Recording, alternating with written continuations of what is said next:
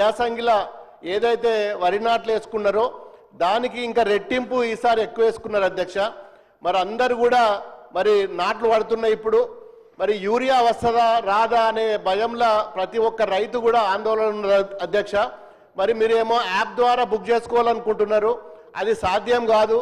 మరి చాలామంది రైతులు మీరు ఏదైతే యాప్ ద్వారా మరి యూరియా బుక్ చేసుకోవాలని చెప్పి పెట్టినరో అది సాధ్యం కాదని చెప్పి రైతులు మరి నిన్న మొన్న మరి ఆందోళనతో ఉన్నారు.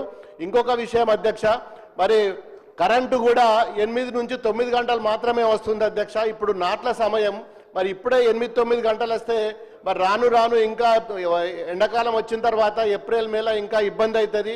మరి ఆ పవర్ విషయంలో కూడా చాలామంది ఆందోళనగా ఉన్నారు.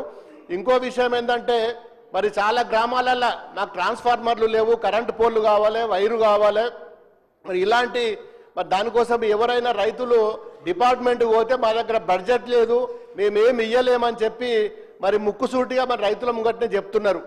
ఇది కాకుండా అధ్యక్ష, మరి గతంలో మా దగ్గర మల్లన్న సాగర్ ఉంటుంది అధ్యక్ష, రైతులకు సంబంధించింది. మరి కూడవెల్లి వాగులో మరి నీళ్లు వదిలిన తర్వాత పక్కన ఉన్న గ్రామాలకు మోటార్ల ద్వారా చాలా ఇరిగేషన్ మరి డిపార్ట్మెంట్కి సంబంధించిన మరి మోటార్లు కానీ కాలువలు కానీ మరి పూర్తిగా మరి మొన్నటి వర్షాలకు టెంపరీగా కాలువలు తీసుకున్నారు గతంలో. మరి ఆ టెంపరీ కాలువలు పూర్తిగా మట్టి పూడిక నిండిపోయింది. మరి ఆ కాలువలు కూడా పూడిక తీయకపోతే ఈ సంవత్సరము దాని మీద ఆధారపడ్డ కాలువల మీద ఆధారపడ్డ రైతులు నష్టపోతారు. దయచేసి మరి మా మల్లన్న సాగర్ కానీ కొండపోచమ్మ ద్వారా మరి ఆ కాలువల ద్వారా నీళ్ళు వస్తాయి, సబ్ కెనాల్ల ద్వారా. మరి 2 సంవత్సరాల నుంచి ఇరిగేషన్ డిపార్ట్మెంట్ ఏ ఒక్క రోజు కూడా మరి మల్లన్న సాగర్ మీద కానీ మరి కొండపోచమ్మ మీద కానీ రంగనాయక సాగర్ మీద కానీ ఎన్నో పర్యాయాలు ఎన్నో ఇష్యూస్ ఉన్నాయి. మరి కాలువల మీద కానీ పూడికల తీతం మీద కానీ మరి ఇప్పటి వరకు ఏ ఒక్క రోజు కూడా ఇరిగేషన్ డిపార్ట్మెంట్ కానీ గౌరవ మంత్రి గారు ఉత్తమ్ కుమార్ రెడ్డి గారు కానీ చాలా విన్నపాలు చేసినా ఒక్కరోజు కూడా కనీసం ఆ జిల్లాలో ఏం జరుగుతున్నది, కాలువలు ఏమవుతున్నది, ఇరిగేషన్ ఏమున్నదని చెప్పి ఏ ఒక్క రోజు కూడా కనీసం రివ్యూ మీటింగ్ కూడా పెట్టిన పరిస్థితి లేదు అధ్యక్ష.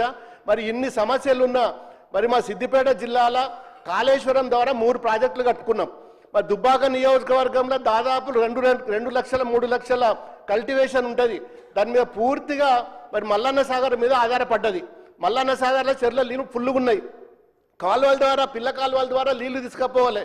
టెంపరీగా రైతులు గతంలో యాసంగికి సొంత డబ్బులు వేసుకొని మెయిన్ కెనాల్ నుంచి తెగ్గొట్టుకొని లోపలికి నీళ్ళు తీసుకుపోయినరు, మళ్ళీ కూడిపోయినాయి. ఇప్పుడు మరి ఈ సంవత్సరం ఎట్లా అని చెప్పి చాలామంది ఆందోళనలో ఉన్నారు.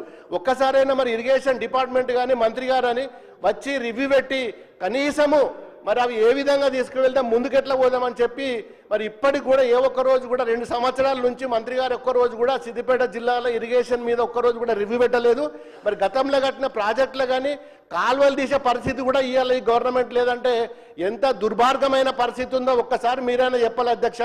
మరి యూరియా కానీ కరెంటు కానీ ఇరిగేషన్ కానీ ఈ 3 కూడా రైతులకు సంబంధించిన విషయము. మరి మొన్న రైతుల దగ్గర కొనుగోలు చేసిన ధాన్యం కూడా ఇప్పటి వరకు కూడా వారికి గోడాంలలో పెట్టలేక ఎప్పుడు కూడా అన్లోడ్ కాకుండా రైస్ మిల్ల ముంగట్నే ఉంటూనే అవి కూడా అన్లోడ్ చేసుకోవట్లేదు. ఇష్టం ఉన్నట్టు రైస్ మిల్ యజమానులు కూడా మరి తరుగు పేరు మీద ఇప్పటికి కూడా ఇంకా కటింగ్ చేస్తూనే ఉన్నారు. దీని మీద కూడా ఎవరు కూడా పట్టించుకునే నాదులు లేడు. మాది పూర్తిగా 8 మండలాలు ఉన్నాయి. 8 మండలాలు కూడా వ్యవసాయం సంబంధించిన రైతుల అధ్యక్ష. ఇప్పటికైనా ఒకసారి సిద్దిపేట జిల్లా మీద దుబ్బాక నియోజకవర్గం మీద ఒక కన్ను పెట్టి మా రైతులను కాపాడవలసిందిగా మీ ద్వారా అధ్యక్ష నేను గౌరవ కన్సర్న్ మినిస్టర్ గారిని నేను రిక్వెస్ట్ చేస్తున్నా. ఎందుకంటే అందరు కూడా నాట్లు పడ్డాయి, ఆందోళన ఉన్నారు. కరెంట్ వస్తుందా, యూరియా వస్తుందా, మా కాలువల పూడికలు తీస్తారా, మరి